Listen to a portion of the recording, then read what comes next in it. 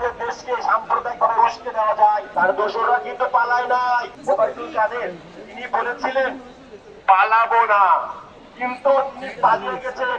তার দোসররা কিন্তু পালায় নাই। তারা কিন্তু এখনো এই বাংলার মাটিতে বিশৃঙ্খলা করার চেষ্টা করতেছে। আমরা দেখেছি কিভাবে আমার ভাই সাইফুল ইসলাম আলিফকে প্রকাশ্যে ইস্কনের খুনি জঙ্গিরা কিভাবে তারা নারকীয় ভাবে আমার ভাইকে হত্যা করেছে। তারা তারা দিল্লিতে বসে সেই ব্যাটিস হাসিনা এবং তার দোসররা দিল্লিতে বসে ষড়যন্ত্র করছে কিভাবে আমাদের দেশকে সাম্প্রদায়িকভাবে উস্কে দেওয়া যায়। আমরা জানি বাংলাদেশ একটি শান্তিপূর্ণ এবং অসাম্প্রদায়িক দেশ।